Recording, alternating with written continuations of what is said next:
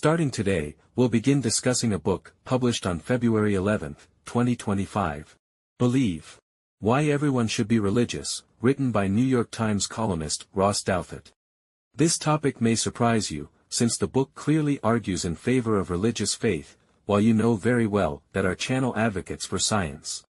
I have repeatedly said that, I am an agnostic. I cannot claim that atheism is absolutely correct, but I am in some ways opposed to theism.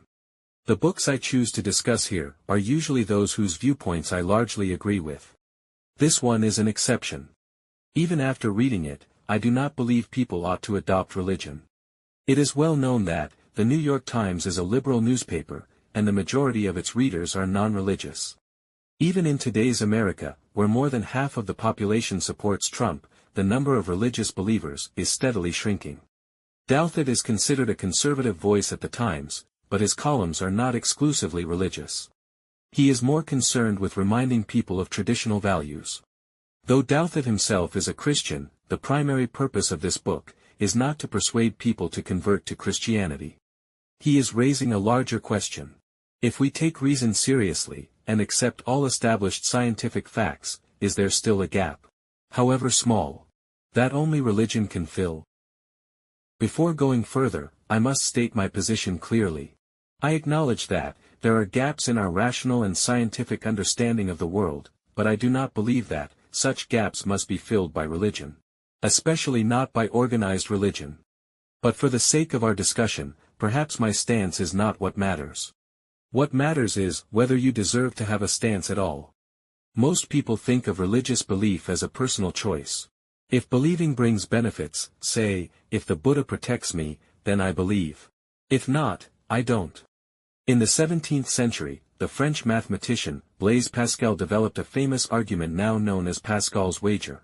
Even if the probability of God's existence is less than 100%, we should believe, because if he does exist, the reward is infinite, while if he doesn't, the loss is negligible. But if this is how you think, then you are not being honest with yourself. Neither with your faith nor with your reason. True faith, in the religious sense, must be unconditional. I believe regardless of whether you do anything for me. That is what real belief means. Scientific belief, on the other hand, must be grounded solely in evidence. It cannot start from, what benefits will I get? Douthat's argument is not about offering you rewards, nor about asking for blind belief. Rather, he presents a series of pieces of evidence and lines of reasoning to force you, through intellect and rationality, to believe. This is why he claims, religious belief is not just an option, but an obligation. I don't fully agree with his reasoning, but I respect the logic behind it.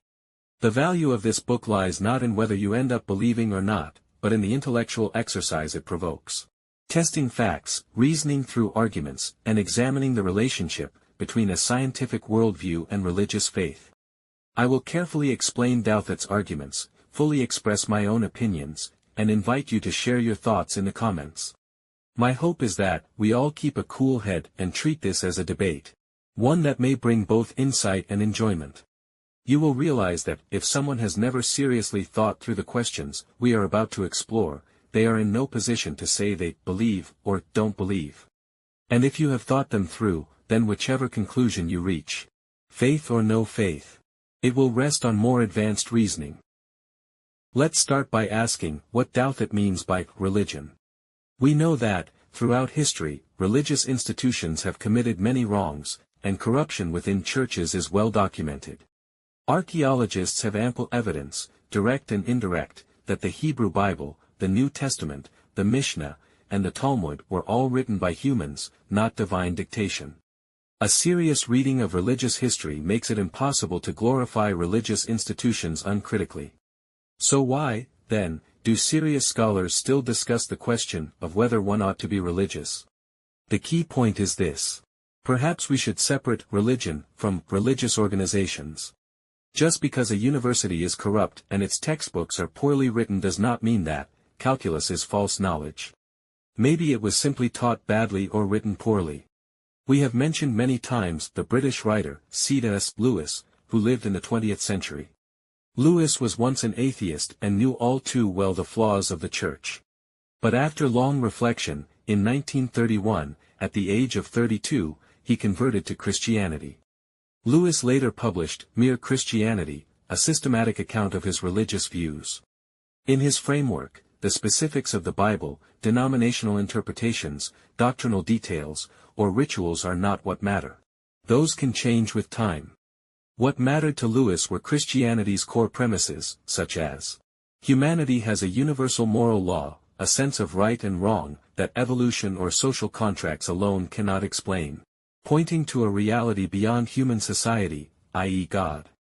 Christian ethics, such as humility over pride, align deeply with human nature and can serve as the foundation of virtue. The divinity and humanity of Jesus, the ideas of redemption and grace, resonate powerfully with the human soul. If you accept these premises, why worry about which denomination you belong to? Why obsess over whether every verse of the Bible is literally true? In short, Lewis was concerned not with formal membership in a church, but with whether humans ought to have a religious sensibility. Whether we should see the world not as a cold machine, but as infused with a higher spiritual power. Douthat goes even further. He doesn't insist you must believe in Christianity specifically. He only insists you must believe. Some reviewers have suggested his book could have been titled Mere Religion. By belief, he doesn't mean joining a particular denomination. You could be Buddhist, Muslim, or something else. What he argues for is not the correctness of any one creed, but the necessity of religious faith itself. The book's structure is roughly as follows. First, Douthat starts with worldviews, asking how the universe came to be, and argues that God must have had a hand in it. He then turns to human consciousness, claiming that science cannot fully explain it. He believes there are supernatural phenomena, miracles, that show the existence of a higher power. These are all arguments we have strongly criticized before. Still, Douthat also presents the scientific counterarguments and tries to refute them. I will build on this by further challenging his points. After this, Douthat discusses the moral necessity of religion, and from there offers practical suggestions for religious practice. These suggestions lean toward joining an existing religious tradition, rather than trying to find your way entirely alone. But not necessarily Christianity.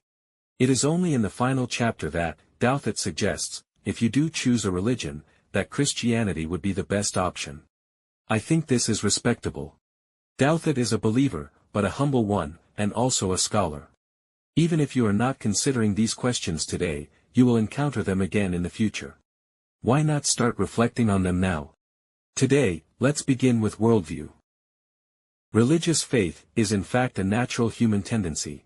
Atheism is a product of later education and rational training. Before the rise of science, every human society was filled with gods and spirits. Of course, primitive polytheism and animism do not carry much intellectual weight. Belief in gods of wind, rain, or fertility is essentially personifying natural forces. Fear of uncertainty. A sign of immature thought. These are not worth serious discussion here. Douthat points instead to three higher-level reasons that pre-scientific people believed there must be gods. The first reason. The world has order. Ordinary people might believe in gods because of the world's chaos, hoping for divine luck. But ancient intellectuals believed in gods because they saw order in the world. They knew that such order was not owed to us.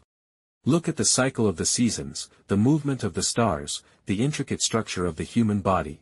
You see not randomness, but rules and beauty. Plants growing, animals thriving, all things behaving as if following some elegant law. Where does this order come from? Must it not be supported by some higher power?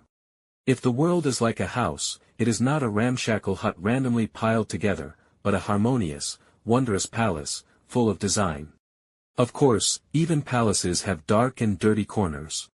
But the very existence of such a palace is enough to inspire awe.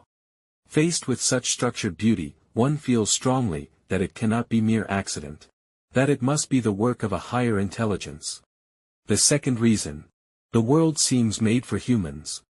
Among all creatures, humans appear extraordinary. We can observe, understand, and transform the world, making it more beautiful. These are abilities other animals lack. Imagine a palace of exquisite design. To a crocodile, it is just meaningless bricks and stones. Only humans can appreciate its design and beauty. Then is it not natural to think the palace was made for us? Could such a palace exist without purpose? Not only can humans appreciate, but we can imitate nature's beauty. We build architecture, create art and literature, develop science and technology. These acts of creativity are ways of learning from and re-expressing natural order. From this perspective, the biblical idea that God created man in his image makes sense. It is not only about outward appearance, but about spirit. Is humanity not a unique, even miraculous, existence? The third reason. The existence of miracles. We will save this discussion for later. Even without supernatural miracles, the fact that the world has order, and seems made for humans, is already the greatest miracle. This forms the core of theology and religious sensibility. All of this was fine. Until science arrived, and dealt a heavy blow to both assumptions. Religion had no defense. But Douthat has found ways to strike back. We will discuss that in the next session. That's it for today's content. Thank you for watching, and I'll see you in the next video. If you feel there is value in this, please like, subscribe to this channel, and leave your thoughts or suggestions in the comments section. Let's grow together and read more good books.